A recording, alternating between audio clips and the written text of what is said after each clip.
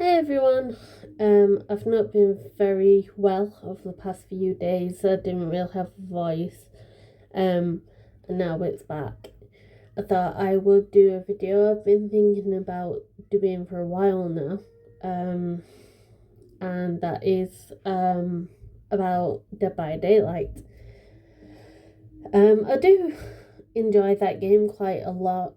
You've probably seen I've done a lot of streams of the video and a lot of playthroughs of the game, and yeah, I've really enjoyed it. And one thing I really wanted to look into, because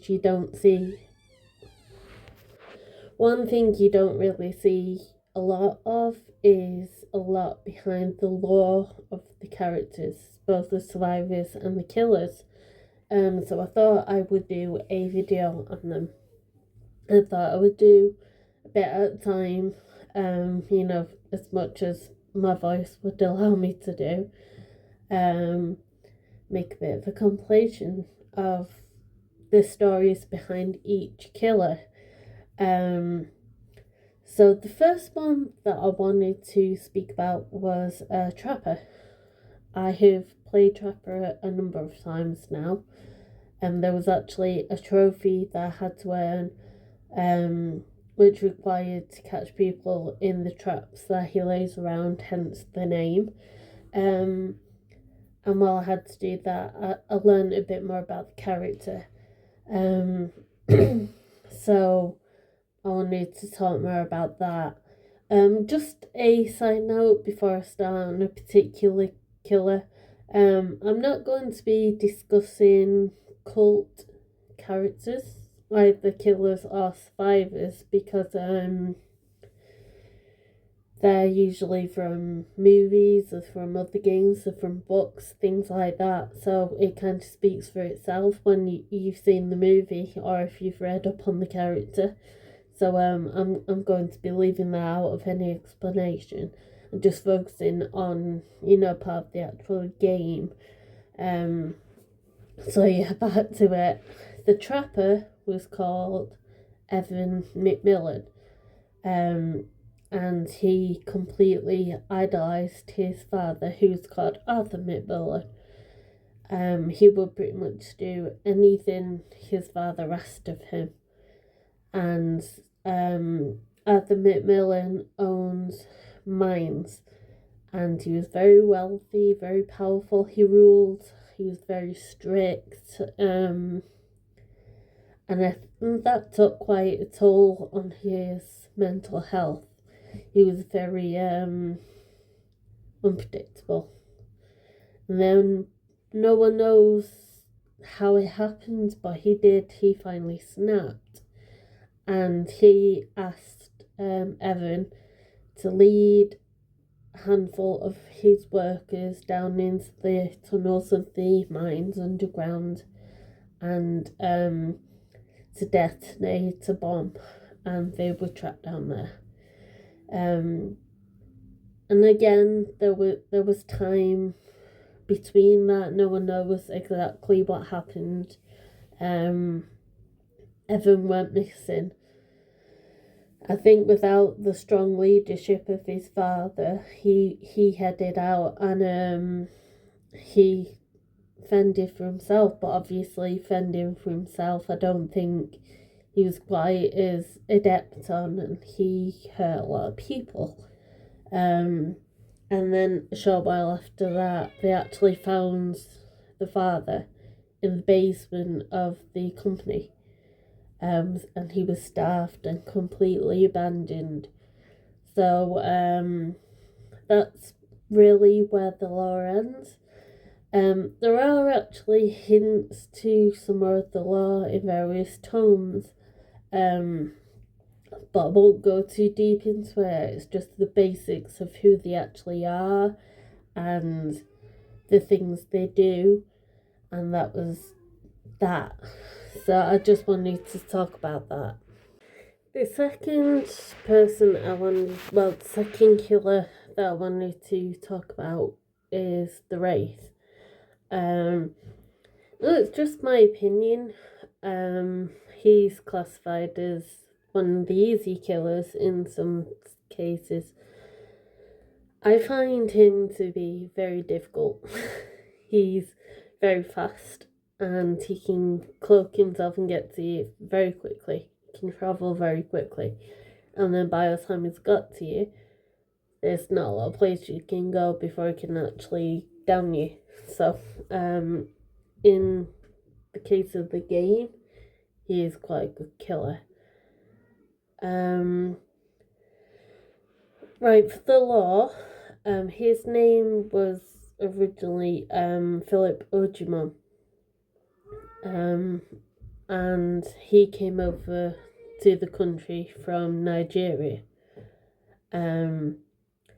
And he was offered a job at a scrapyard, which he was very happy with because he just wanted to live the best way he could. So he got this job and he was so happy about it. It was at a scrapyard, and it was a shame because it became obvious a bit later on down the line. It was a bit shady. There was a lot of dodgy dealings going on, but the police would always turn a blind eye to it. And I guess to a point, Philip he didn't mind that because he was finally doing what he always wanted to do. He had an honest job, even if it wasn't 100% honest all the time.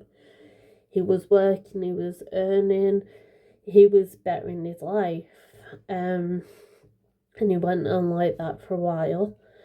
And then one day, one of the main jobs that I had to do was crush old cars, turn them into cubes. And he noticed one day, just before he was about to crush a car, that there was actually blood coming from the boot. So he opened the boot to examine it, and he found a man that had been tied up and gagged in the back of this car. And he he let this man go, and before he could find out anything, the man tried to make a run for it, only for his boss, Mr. Azarov, to shoot him in the back of the head, this person, and down him straight away. And that's when he explained to Philip that this whole time he had been executing the people for Mr. Azarov. He was like containing the evidence this entire time and he had no idea. So this, what he thought was basically more honest than not, he'd been doing something he never even realised about. And this just made him snap, completely snap. And he did the same thing to Mr. Azarov. He stuck him in the back of the car and he squashed the car and effectively killed him. And then this is where it gets gory, he reached inside the car and pulled out Azarov's skull, and his spine was still attached to it, which kind of makes understandable the weapon that he had. And something I've got to mention in the last one, it's not the same for every killer, but a lot of killers have their own maps. So for Trapper, it's the Macmillan estate map, which kind of makes a bit more sense after the story. It's all abandoned, you can hear it creaking and the howling wind and things like that. And the Wraith's map is also Haven Records, which again makes a lot of sense from what his job was, and as I said, his weapon as well, what that is too. But yeah, that's number 2. The next one I wanted to mention is the Hillbilly. Again, a very good killer. A lot of people put him in the easier ranking as well, but he can be is a very good killer if played by someone who has experience with him. He can be very good.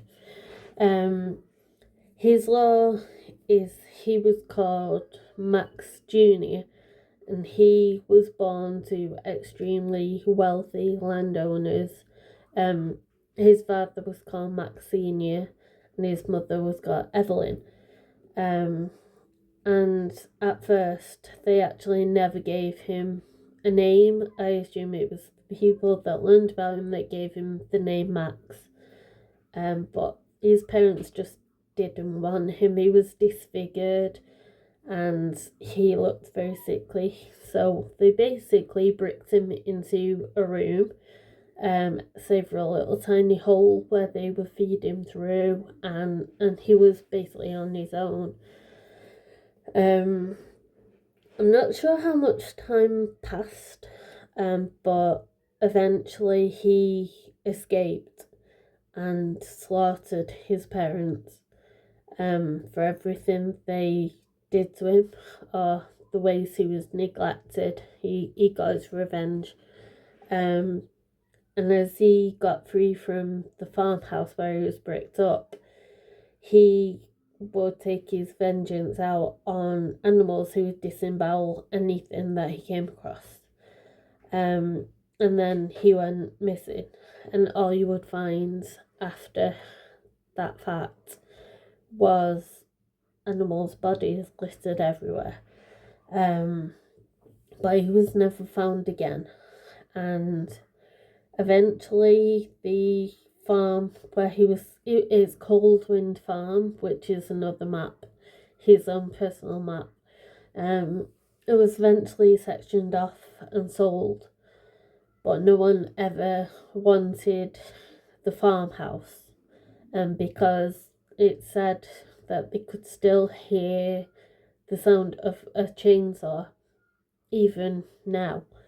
So yeah, I think that's a very interesting one, and as I said, he's very adept killer if you know what you're doing with him. Now, the next one I wanted to speak about is the nurse, and she is one of the spookier ones. She has spooky lore. I believe that gameplay wise, she is one of the hardest killers, and a lot of people say that. I played as the nurse once, I believe, and she's very difficult to control. Her main power is transporting to different locations with something called blinks, which could be very difficult when the survivors know to move a lot like zigzags. So, playing against her though, I do really enjoy playing against her because it's a challenge. And if you're very experienced playing the nurse, then it's very difficult. But it is good. And I believe her lore, the story behind her, is very spooky. Her name was Sally Smithson, and originally she lived with her husband, who was a lumberjack. And one day, one of his lumberjack friends went where they lived and told her there'd been a terrible accident and she'd lost her husband. And because of that, she was obviously heartbroken. But she had no money, no way to provide for herself, no way to look after things, so she had to get a job, doing anything that she could because she didn't have many options. And she wound up working at the Crotus Pren Asylum, which is, again, her personal map. And it was very well known, Crotus Pren, for being a very bad place the staff were abused, and they were abusive to the patients too. There was a lot of violence and things like that. It was just a bad place. But Sally had no choice but to do this, even though it was changing her as a person. And she had a night shift one night, and after so long of being tortured mentally and seeing how bad things could get, and the way that they would treat each other, she went crazy.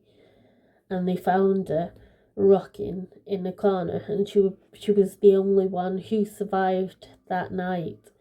And they had no idea what happened, but a lot of the patients had marks around the necks, and there were signs that they'd been hurt.